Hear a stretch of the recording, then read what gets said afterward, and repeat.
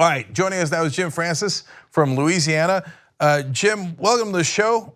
You got a hard race in front of you, but I like that you are a hard worker and optimistic about it. So tell us about your district and your fairly famous incumbent. Well, Cenk, thanks for having me on. Yes, Steve Scalise.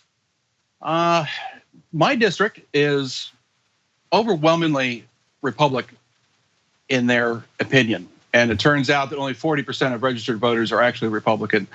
The Democratic Party, which has been underfunded and lacks a lot of punch in the state, has not done much to help the Democratic Party in Louisiana.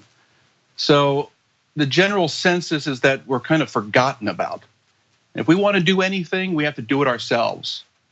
And up against this person like Steve Scalise, who has, almost 3 million ready to spend, it makes it extremely, extremely hard.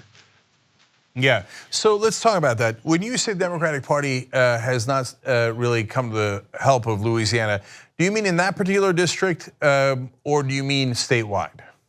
Actually, statewide, and even the one district that we have that is truly blue, which is New Orleans with Cedric Richmond, they almost have to take care of things themselves.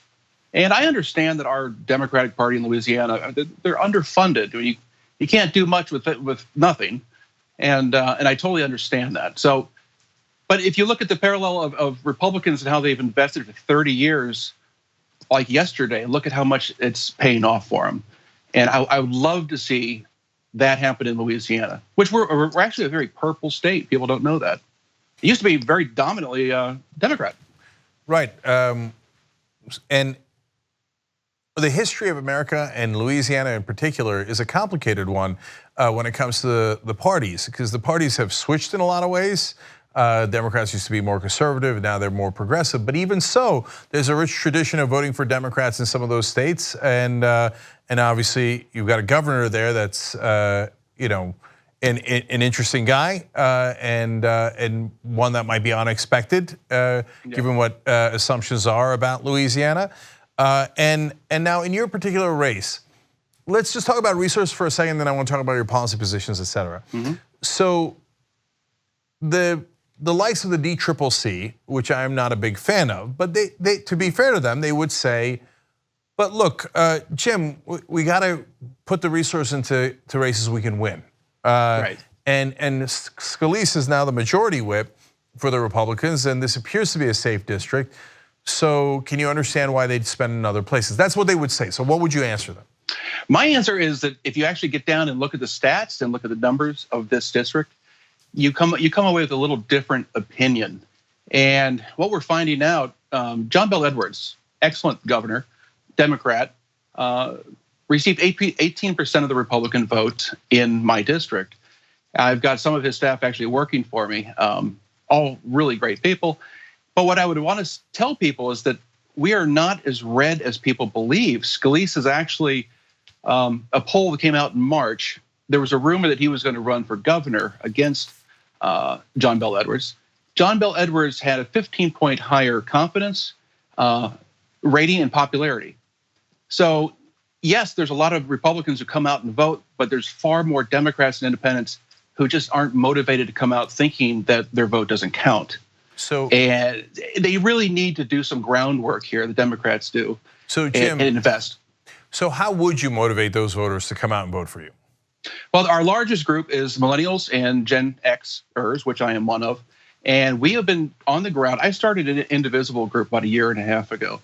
And I have a large base of people just from that. I've gotten all the Indivisibles and everybody else to come out in support of me. I have been on the ground for the last 5.5 months. My staff is all millennials. I speak at universities. We have a lot of ground game that we're going to be covering. Hopefully we have to start here in the next few weeks. So reaching out to this group, this age group is a big part of my strategy. And that's what I'm working on. That makes sense. So how about your policy priorities? How are you going to reach out to them? What are you fighting for? I'm fighting for a few things. As a Generation Xer and in touch with millennials, I'm very much in touch with how much debt burden they have taken on. How much the baby boomers, they could go to college and work for a summer and pay for it. So I want to address that. I want to help that. But of course, the biggest issues right now are healthcare, repairing the Affordable Care Act, getting it out of Trump's claws and to nip at it piece by piece. We could see some really big savings if we could do that. But we have to get that back. And then for the longer game, we have to work on expanding Medicare and allow people to buy into it, lower the age, everything else. But it's not going to be a quick fix. So strategically, I talk about Affordable Care Act now and Medicare very, very soon.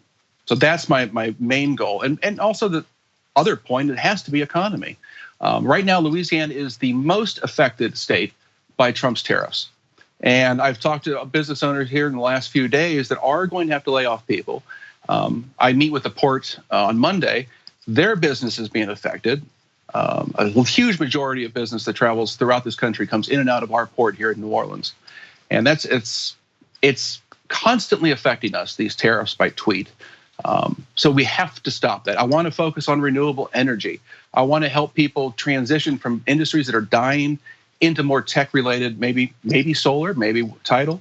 I want to help them without adding to their debt burden.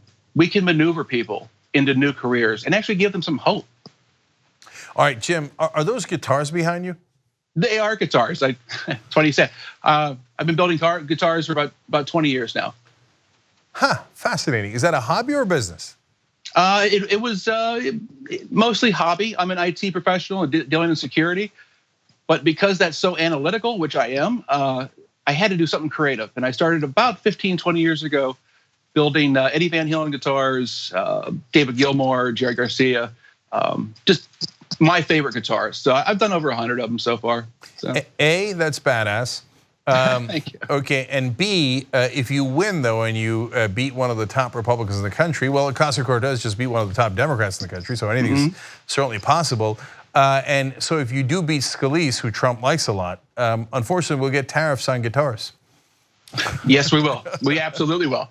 So I'll build them as fast as possible to avoid those tariffs. Okay, one more thing, Jim.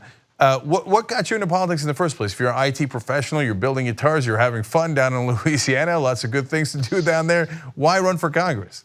Well, growing up, my dad was on the school board. So it was ingrained in me at a very young age to take a part in policy. I've been a CNN, C-SPAN fanatic since its inception, actually. So, but really watching Trump come into office. And that 2 months after that is when I started Indivisible. And I have been extremely worried about where things are going. And the fact that our state has been written off and assumed to be Republican. And it's hard to have fun when it's affecting my life, my family's life, my wife, my son, and everybody else that I know. And if I can bring some change or some heat to Steve Scalise and get him to actually express what his policies are, it would be a win. Yeah, I hear you on that. So I want to give everybody your website, jimfrancisforcongress.com, and you got the links to donate and to volunteer for Jim as well as jimfrancisforcongress.com.